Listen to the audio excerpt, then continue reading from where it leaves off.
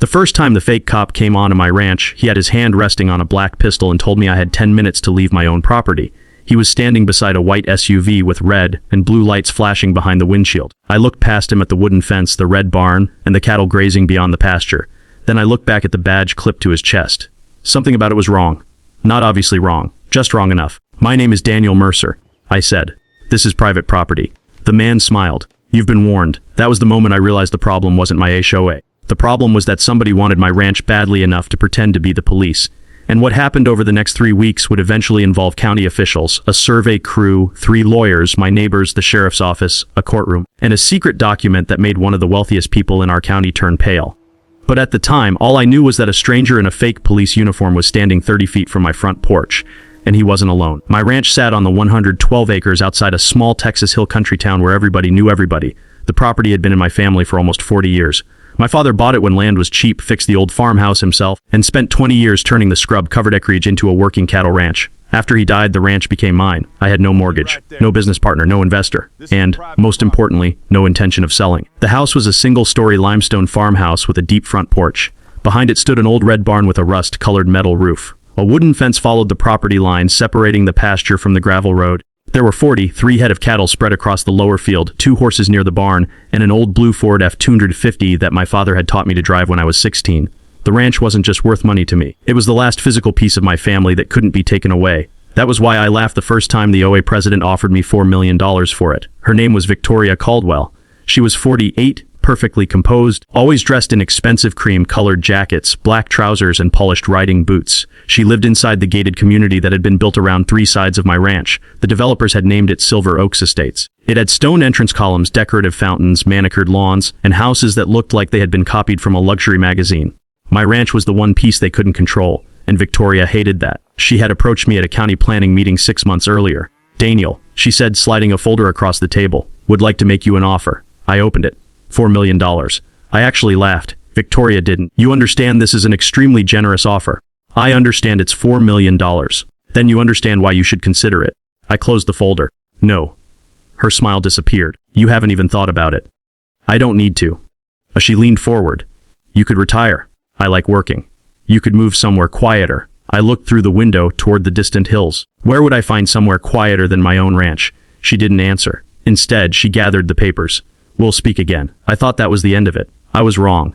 2 weeks later, I received a letter from the Silver Oaks HOA. It claimed my wooden fence violated community safety standards. I wasn't part of the HOA. Never had been. The ranch existed before Silver Oaks did. My attorney confirmed it in less than an hour. I ignored the letter. Then came another. Then another. The complaints became increasingly ridiculous. My cattle were allegedly creating visual disturbances.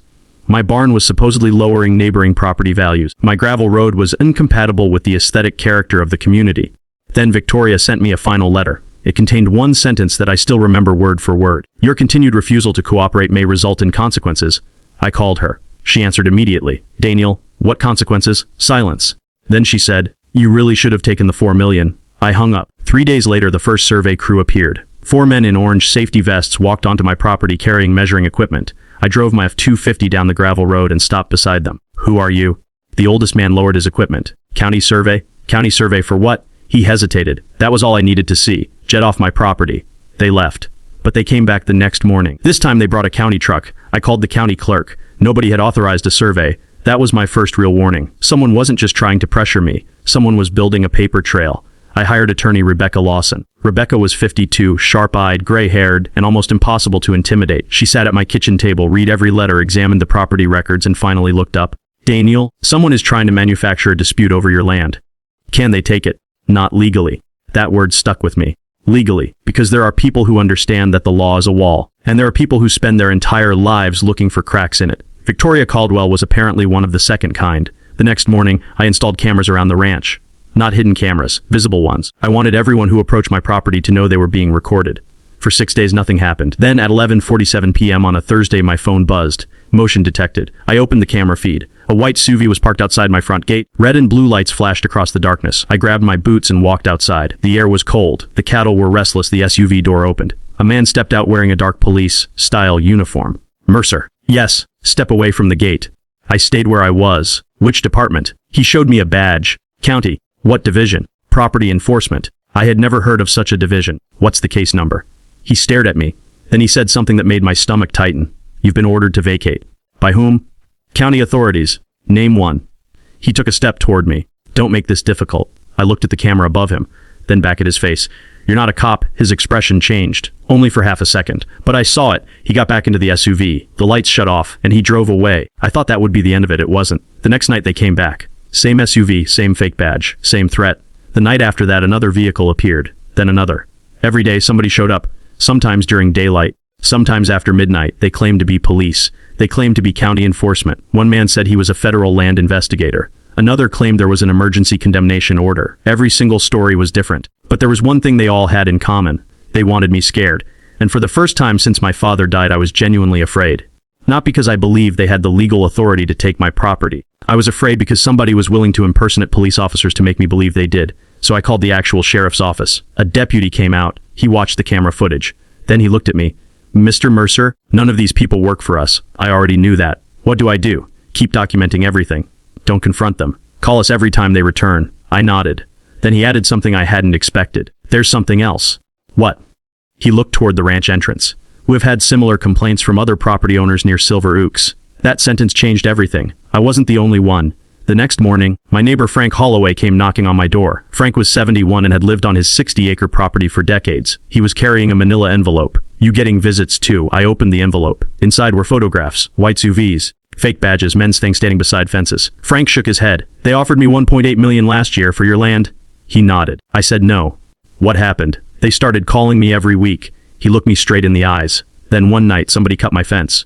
My jaw tightened. Frank pulled out another photograph. It showed a survey marker driven into his pasture. They're buying every property around us. He said. I looked towards Silver Oaks.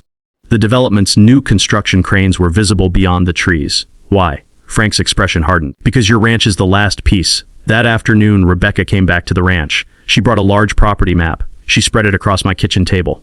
Silver Oaks covered almost everything surrounding my land. Then she pointed at my ranch. You're the missing piece. I stared at the map. What are they planning? Rebecca tapped a section of the development blueprint. Road expansion. Then another. Commercial access. Then a third. Potential luxury subdivision. I looked at her. So they need my ranch? No. She shook her head. They need your land because your land connects their entire project. For several seconds, neither of us spoke. Then Rebecca noticed something on the county map. A narrow strip of land ran beneath the northern edge of my ranch. She leaned closer. Daniel. What? This easement. What about it? She looked up slowly. This isn't an easement they can use. Why? Because according to this document, it belongs to you. I felt the room go silent. Rebecca reached into her briefcase. She pulled out an old photocopy. At the bottom was my father's signature, and beneath it was a handwritten clause I had never seen before. Rebecca read it twice. Then she whispered, your father knew someone might try this. Outside, one of the ranch dogs started barking. I walked to the window. A black SUV had stopped beside the front gate. But this time there was no fake police light, no uniform, no badge, just a man sitting behind the wheel. Watching my house, I looked back at Rebecca. What does that document say? She folded the paper. It says the road they want to build cannot legally cross your property. I stared at the SUV. For the first time I understood something. The $4 million offer hadn't been an attempt to buy my ranch. It had been an attempt to buy my silence. And whoever was behind the fake cops had just realized I was no longer willing to sell either one. The black SUV remained at the gate for 17 minutes. It never moved. It never honked. The man behind the wheel never got out. He simply watched my house. I watched him right back. Finally, he started the engine and disappeared down the gravel road towards Silver Oaks. Rebecca closed the blinds. Don't go after him. I wasn't planning to. Good. She looked at the document again. Because this changes everything. The paper my father had signed 26 years earlier wasn't just an ordinary easement agreement. It was part of a larger access agreement created when the county approved the original ranch subdivision. My father had granted limited access across the northern edge of the property for emergency services and utility maintenance. But there was a condition. Any commercial development or private road construction crossing that corridor required my written consent, and I had never given it. Rebecca leaned back in her chair. Your father built a legal wall around this property. I smiled faintly. He always did like fences. She didn't smile. There's more. She pointed to a paragraph. If they knowingly misrepresent the easement to county officials, they could have a serious problem. I looked at her. Could they really go to jail? Potentially. That was the first time I realized this wasn't just a property dispute anymore. It was becoming a criminal investigation. But Victoria Caldwell wasn't finished. The following Monday morning, I found an official-looking envelope taped to my front door. Inside was a notice claiming my ranch was subject to an emergency safety inspection. The alleged reason: unregistered livestock structures and unauthorized residential occupancy. I laughed. I'd lived there for 12 years. My father had lived there for 28. The barn had been there before Silver Oaks even existed. I called Rebecca. She told me not to sign anything. Then she said something that made me stop breathing for a second. Daniel, look at the signature. I did. The document was signed by a county code enforcement officer named Mark Ellison. But Rebecca had worked with Mark before. That isn't his signature. I photographed the document and sent it to the county. Within 2 hours, the county administrator called me personally. He sounded furious. Mr. Mercer, we did not issue this. I leaned against the kitchen counter. So someone is forging county documents now. There was a pause. Yes. That afternoon, 2 real deputies arrived. They photographed the notice. They photographed the cameras. They took copies of everything. One of them asked me a strange question. Have you received any threats involving your livestock? No. Any threats involving fire? I looked at him. No. Why? He exchanged a glance with the other deputy. We're asking because someone reported that your barn was a fire hazard. I looked toward the red barn through the window. It was less than 50 feet from a fire hydrant. The county had inspected it 3 months earlier. Everything was compliant. Someone was manufacturing emergencies, and every fake emergency created another reason to put pressure on me. That evening, I called Frank. He came over in his old green Chevrolet pickup. We sat on the porch while the sun disappeared behind the hills. They're escalating, I said. Frank nodded. They always do? You've dealt with this longer than I have. He stared at the road. They want you to get tired. What happened to your land? Nothing? Then why are they still trying? Frank gave me a bitter smile. Because they don't need to win every battle. He pointed towards Silver Oaks. They just need you to lose one. The next morning I made a decision. If they wanted to watch my ranch, I would give them something worth watching. I hired a local security contractor to install heavy-duty steel bollards around the main gate and critical access points. The bollards were fixed into reinforced concrete. They weren't weapons. They were property protection. The main entrance remained wide enough for emergency vehicles, cattle trailers, and legitimate visitors, but nobody could simply drive through anymore. I also added a keypad-controlled gate. Every entry was recorded. Every vehicle was photographed. Every person who entered had a reason. Rebecca approved. Good, she said. Anything else? Stop answering their questions. What if they show up? Let the cameras answer. The next night they showed up. 3 SUVs. No police markings. 2 men wearing dark uniforms. One carrying a clipboard. They stopped at the gate. The keypad light came on. One of them shouted, "Open the gate!" I stood on the porch. No. This is an official inspection. Show me the warrant. The man raised his clipboard. You've already been notified. Show me the warrant. He looked at the steel bollards, then at the camera, then back at me. He made a call. I could hear only one side. It's reinforced. A pause. Yeah, another pause. No, we can't get through. Then he hung up. I watched the 3 vehicles turn around, but one of them stopped before leaving. The driver opened the door. He stared at me. You're making a mistake. I said nothing. He drove away. The next morning, Rebecca called me at 7:13. Daniel, you need to come to my office. Why? Because I found something. When I arrived, she had 6 folders spread across her desk. Each one belonged to a different ranch or acreage owner surrounding Silver Oaks. Inside were copies of property offers, inspection notices, alleged code violations, and legal threats. Same law firm. Same wording, same timeline, same strange county references. This is coordinated, Rebecca said. Be Victoria. Maybe. Who else? She tapped the top of one folder. Silver Oaks Development Group. I recognized the name. It was the company that had originally built the neighborhood. Who owns it? Rebecca hesitated. That is the interesting part.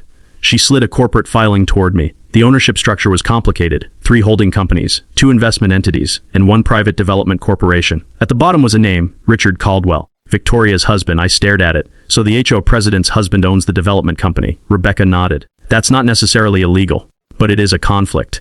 A very serious one if the HOA is using its authority to pressure you into selling land that benefits the development. I leaned back. What do they need my ranch for? Rebecca pulled out another map. The original Silver Oaks plan has a problem. What kind? They promised residents a second access road. I looked at the map. There was no second road. Where was it supposed to go? Rebecca pointed directly across my property. Here I laughed. You're kidding. No. She tapped the map again. If they can't build that road, their expansion plans may be worth millions less. Suddenly the $4 million offer made sense. They weren't offering me $4 million because they thought my ranch was worth $4 million. They were offering me $4 million because my land could unlock tens of millions for them.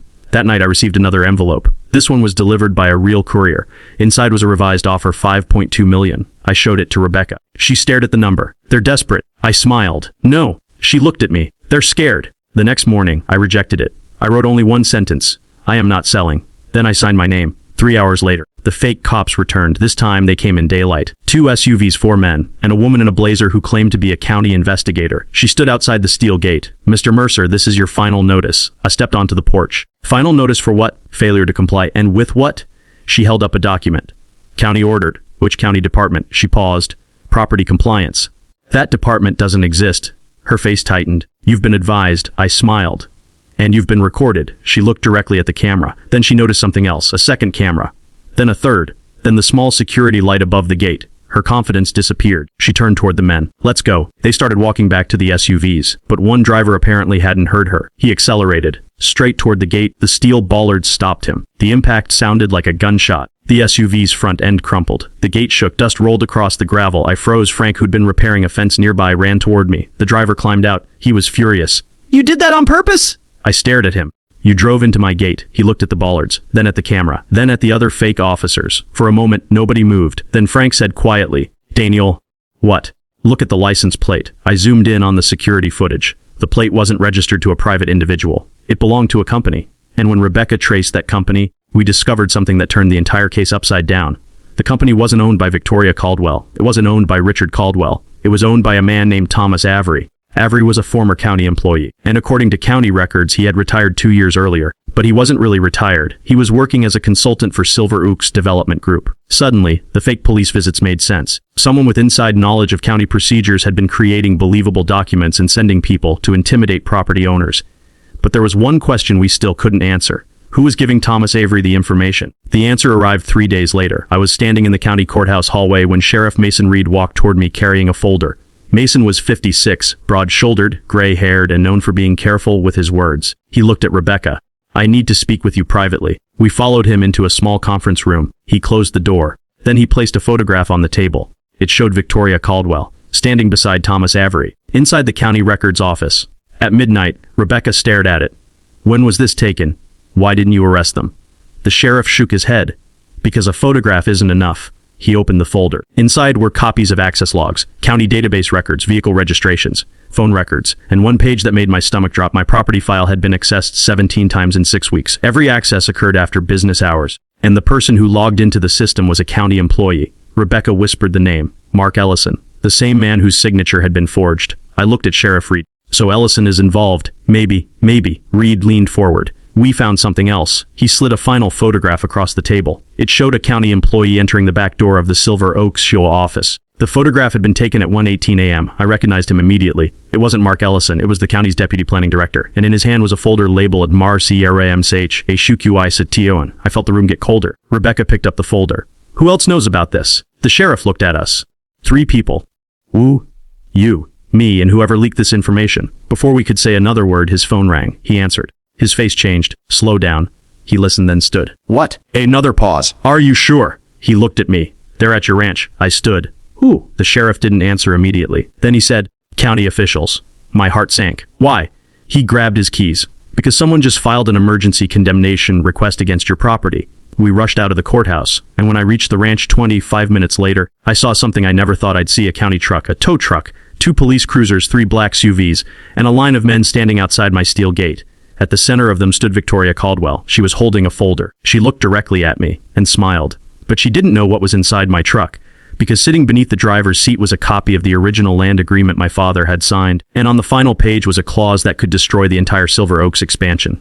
I just hadn't realized it yet. Victoria Caldwell stood outside my gate like she owned the place. Behind her were county trucks, 2 genuine police cruisers, a tow truck, and several men in work clothes. For one terrifying second, I wondered whether we had already lost. Then Sheriff Mason Reed stepped out of his vehicle. Everybody stays where they are. The entire group went silent. Victoria turned toward him. Sheriff, this is a county enforcement matter. Reed looked at her. No, Victoria, it isn't, for she frowned. We have an emergency condemnation order. Reed held out his hand. Let me see it. She gave him the document. He read it slowly. Then he looked at the county official standing beside her. Who authorized this? The man swallowed. The county planning department. Name? He hesitated. Deputy Director Collins. Reed pulled out his phone. I just spoke to Deputy Director Collins. Victoria's expression changed. He says he never signed this. Silence. I looked at Rebecca. She gave me a tiny nod. The trap was closing. Victoria stepped forward. Daniel, you are obstructing a lawful county action. I laughed. After everything you've done, that's what you're calling this. Her face hardened. You're going to regret this. Rebecca stepped between us. Actually, Miss Caldwell, I think you're the one who's going to regret it. Victoria stared at her. Rebecca held up the copy of my father's agreement. You forgot to check the original. What are you talking about? Rebecca pointed to the signature page. This road you're trying to build can't cross Daniel's property without his written consent. Victoria's smile returned. We have an agreement. No, Rebecca said. You have a fabricated interpretation of an agreement. Then she turned to Sheriff Reed, and I have reason to believe county records were altered to support it. The sheriff's expression became serious. Everybody step away from the vehicles. One of the men reached for his phone.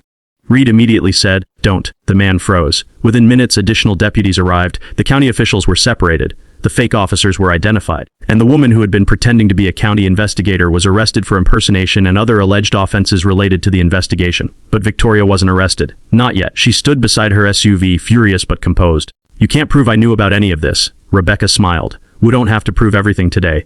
Victoria looked confused. Rebecca lifted her phone. "We've already subpoenaed the HOA's communications." Victoria's face went pale. That was the first time I saw genuine fear in her eyes. The next morning, the story broke across local news. The headline wasn't about me, it wasn't even about the HOA. It was about an alleged property intimidation scheme involving fake officials and forged county documents. Reporters surrounded the courthouse. Neighbors began calling. People I'd never met started sending me messages. And then something unexpected happened.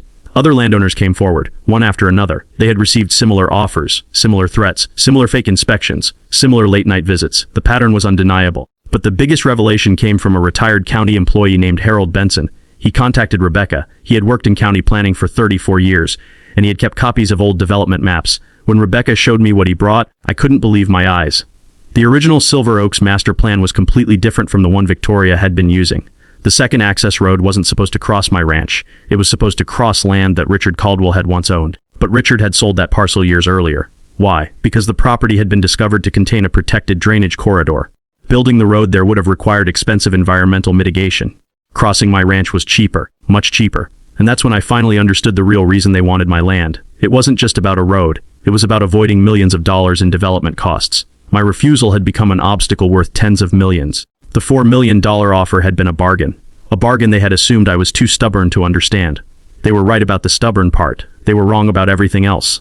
3 weeks later, the case went before a judge. The courtroom was packed. Neighbors sat behind me. Reporters filled the benches. County officials sat at the front. Victoria and Richard Caldwell sat with their attorneys. I sat beside Rebecca. The judge entered. Everyone stood. The hearing began with the condemnation request. The county withdrew it. Then came the evidence of forged documents. Then the fake police visits. Then the vehicle records.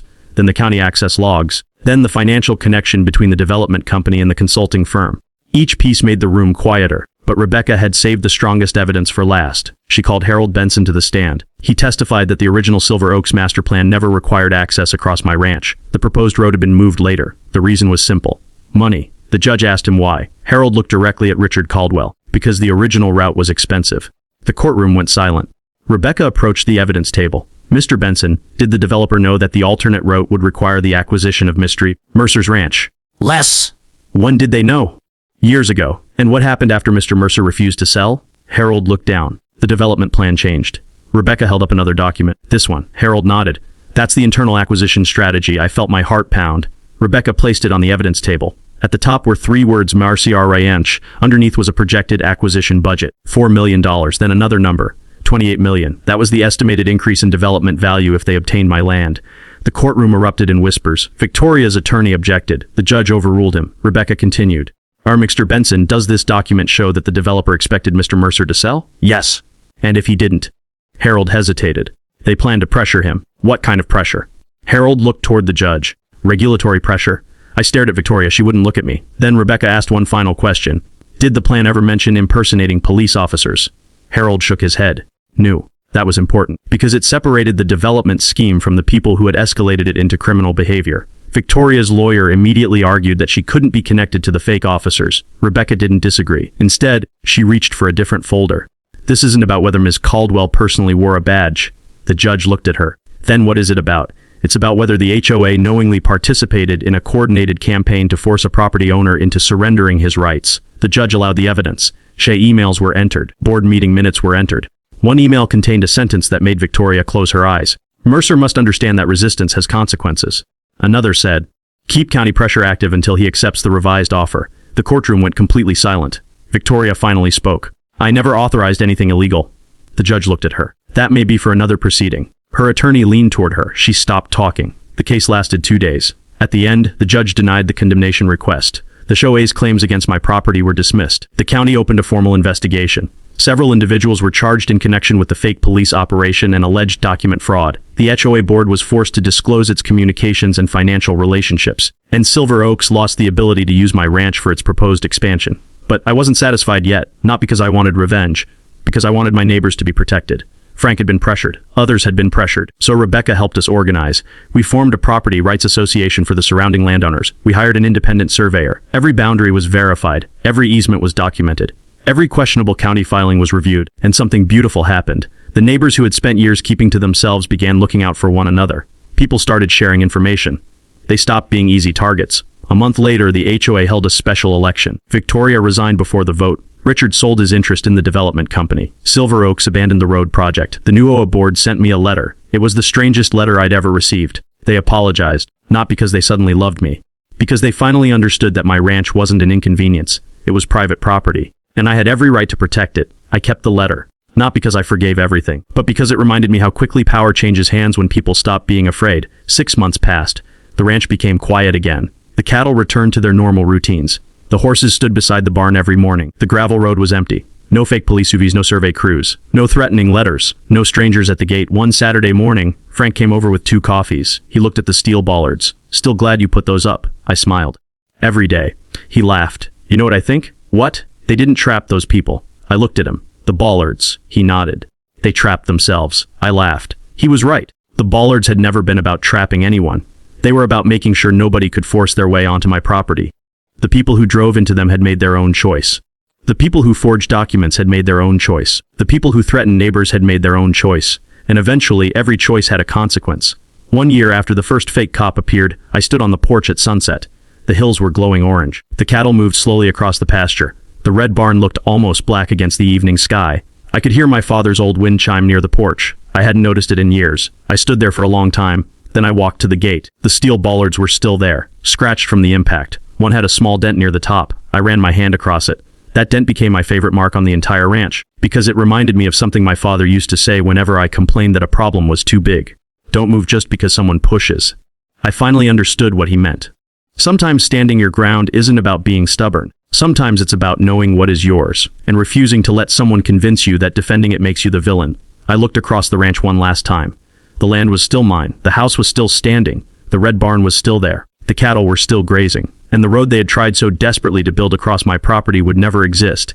I went inside, shut the door, and turned off the porch light. For the first time in almost a year, nobody was waiting outside. And I realized the greatest victory wasn't the courtroom. It wasn't the money. It wasn't watching the HOA collapse. It wasn't even seeing those steel bollards stop that SUV. It was waking up every morning knowing that I had protected the one thing my father had trusted me to protect, home.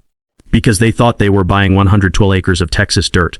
What they never understood was that I wasn't selling land. I was standing guard over a piece of my family's history, and some things are worth more than $4 million.